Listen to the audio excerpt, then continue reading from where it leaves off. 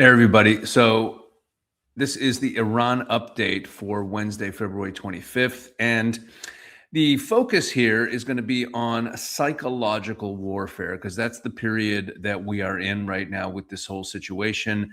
We've talked about Trump's unpredictability. It's driving the Iranians crazy. I'm going to show you some examples of that, but let's just start with some more basic updates about what we are seeing. So here is there's new jets. These American fighter jets have been brought into the region. They landed in Israel for the first time in history. The U.S. has deployed these F-22 Raptor jets. 11 of them landing in Israel. These are jets that are that have stealth capability. They are invisible to radar. They cruise at supersonic speeds, and they have landed in Israel. Now, let me make it very clear. Whenever you see a news story like this, you have to ask yourself, in addition to just knowing the facts that these jets landed in Israel, why do we know this? Why was this leaked? The United States already has a tremendous amount of military assets in the region. They keep bringing more and more in. And considering what we've seen the last few days, especially as I talked about in my previous update, where we saw Steve Witkoff tell Lara Trump in an interview on Fox News that President Trump is frustrated or a little bit surprised that the Iranians haven't capitulated yet, considering the amount of military assets that the U.S. has brought into the region. I think that there's an element of psychological warfare here, where the United States is believing that it's ramping up the pressure on the Iranians by bringing more and more assets into the region, even though the Americans don't really want to do a widespread strike. President Trump has been talking about a limited strike, and that really kind of gives away what the real motivations are. So here's a little clip from Trump's State of the Union address about the Iranian situation. They've already developed missiles that can threaten Europe and our bases overseas, and they're working to build missiles that will soon reach the United States of America. After Midnight Hammer, they were warned to make no future attempts to rebuild their weapons program, and in particular, nuclear weapons. Yet they continue, starting it all over. We wiped it out, and they want to start all over again, and are at this moment again pursuing their sinister ambitions. We are in negotiations with them. They want to make a deal, but we haven't heard those secret words. We will never have a nuclear weapon. Okay, so what's significant about this clip?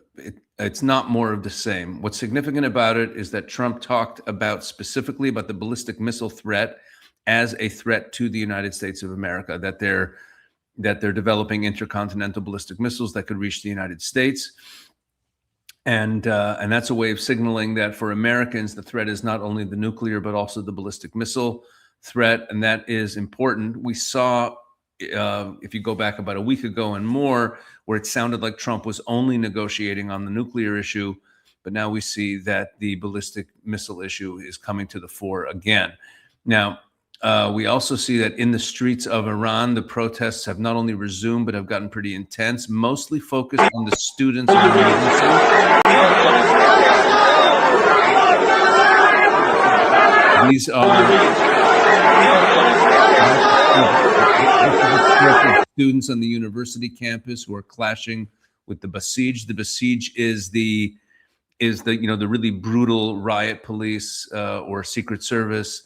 Not Secret Service, but it's kind of like the Gestapo of the Iranian regime that are there to suppress protests. A lot of them are hired hands from other countries, and you see them clashing with the students. So there are street protests resuming in Iran, but the regime has to be very careful about killing people, considering how under the microscope they are. Now, I want to get into more of the psychological warfare that's going on from the Iranian side. I want to show you two things. Number one, here's a clip that aired on Iranian TV 3 days ago that was posted by MEMRI. MEMRI is the Middle East Media Research Institute. I've used their material before. Very important website to follow.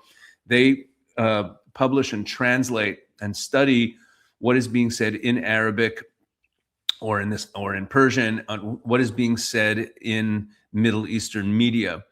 And this is a report that was on Iranian TV a few days ago of a unit, of an intelligence unit run by the Iranian government called the Khaybar unit. Now, Khaybar is the name of a community of Jews that was massacred by Muhammad's forces back in the 7th century.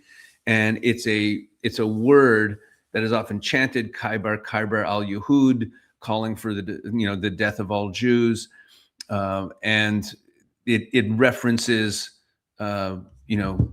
ethnic cleansing of Jews, as it were. And this is talking about a unit, this new intelligence unit, whose goal is to convince Israelis, to convince Jews to emigrate from Israel, to leave Israel. And this is some kind of psychological warfare that they're putting on their news channel, as saying that they're working on developing relationships with Israelis online and scaring them into believing that Israel's not a safe place to live, to get them to leave.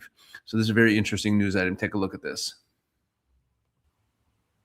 در چند سال اخیر فعالیت‌های فعالین فرهنگی حوزه بین‌الملل در حوزه زبان عبری خیلی افزایش پیدا کرده. بسیاری از گروه‌ها به نتیجه رسیدن که باید در زمینی که دشمن داره فعالیت میکنه پاسخ اونها رو بدن. بیشتر کاری که ما تو این واحد قرار انجام بدیم که خود زیر مجموعه یگان بزرگتره اینه که با صهیونیست‌ها ارتباط بگیریم تا واقعیت‌هایی که همین الان داخل سرزمین اشغال داره اتفاق میفته بهشون نشون بدیم.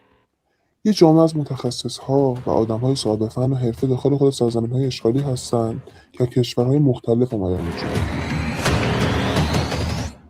یعنی ارتباط گیری با صهیونیست‌ها برای معرفی زندگی بهتر در خارج از سرزمین‌های اشغالی. ما با اینا وارد گفتگو میشیم، باشون صحبت میکنیم، فضا براشون ایجاد میکنیم که بفهمن اصلا شما نمیتونید داخل اون سرزمین‌های اشغالی زندگی کنید. כדאי להגר מישראל.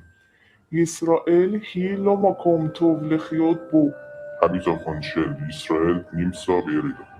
כדאי להגר מישראל. כדאי להגר מישראל. بخش دینی ما که ارتباط با حدیدی هاست یه واحد جدا داره. ما میخواییم به اون افراد بگیم که اسرائیل جای امنی برای زندگی شما نیست. دو واقعه خیلی به ما کمک کرد. اولی 7 اکتبر بود و دومی هم جنگ تحمیلی 12 روزه که اسرائیل علیه ایران شد. انتخاب زبان عبری یعنی نفوذ و افکار یهودی‌ها و صهیونیست‌ها.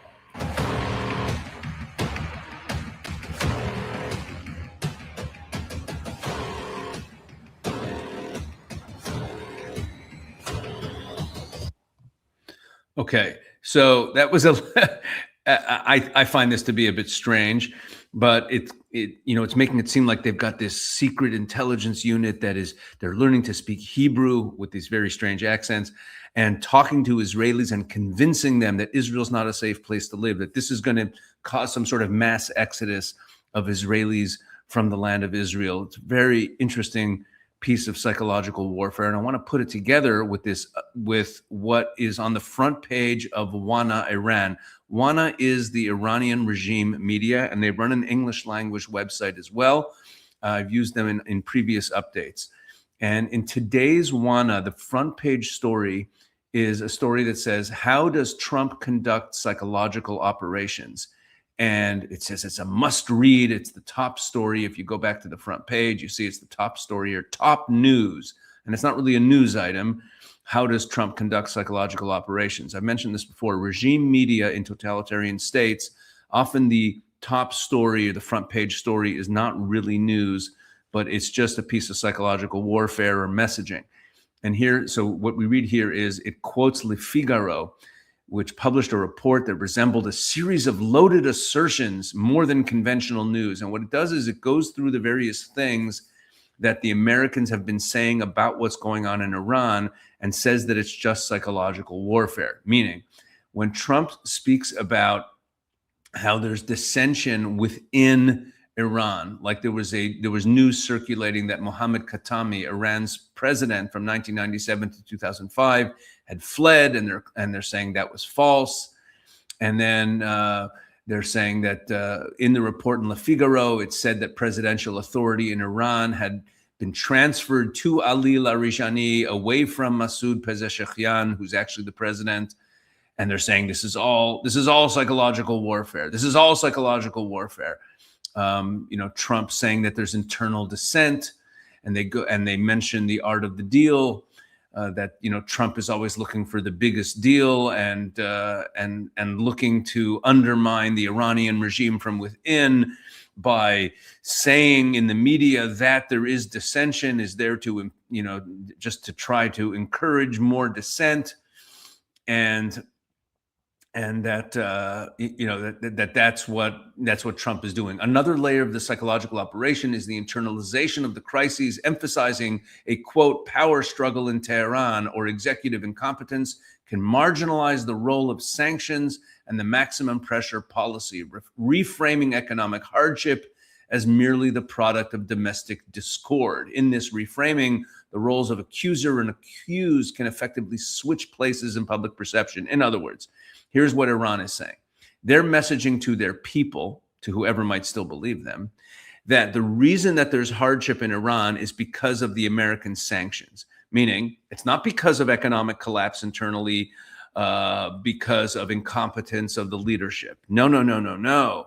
It's because the Americans have put crippling sanctions to create an economic crisis, and now are saying that the economic crisis is due to the Iranian regime's internal problems, but it's all psychological warfare because we don't actually have internal problems. It's the way of the Americans masking their own crimes.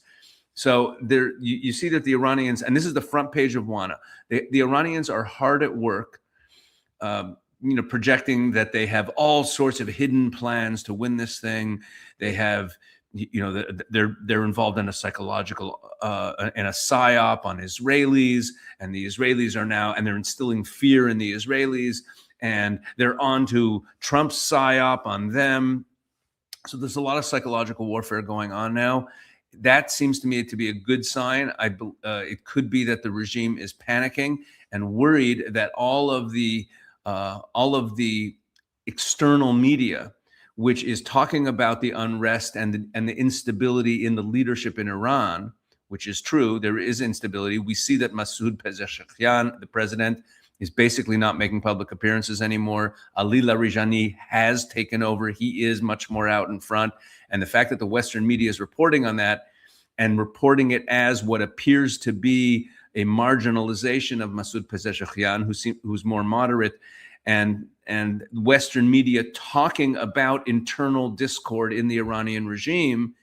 If Iranians get a sense that there's internal discord in the regime, that makes the regime look weaker, and it empowers the protesters. It empowers the people who are opposed to the regime because they see an opening. They see the regime is weak, is unstable, and that encourages them to protest more. So what the regime is doing is they're reframing the news of internal discord and some chaos in the leadership. They're reframing those news items coming from the West about that as a psyop from the West, so that internally they can say, no, we're still in charge, everything's fine, there is no chaos, and hopefully that would discourage protesters from acting on what they're hearing from Western media. So this is the game that the Iranians are playing. I think it's a good sign. I think it shows that they're legitimately afraid of their own weakening from within. I'm gonna repeat something I've said many times. The number one fear the Iranians have is not an American attack. It's their own people recognizing that their regime is weak and unstable, and therefore feeling empowered to try to take it down. Because regime change can only happen if the people of Iran actually rise up and make it happen. And everything that the Americans are doing, anything that the Israelis might do, all of that can only create conditions that give greater confidence and empower the people to bring down the regime. The regime cannot be brought down by bombing. So it's an interesting turn of events where we see the focus on psychological warfare. All right, that's the update for today. Please like and subscribe. Please keep watching the channel. Thank you for helping it grow.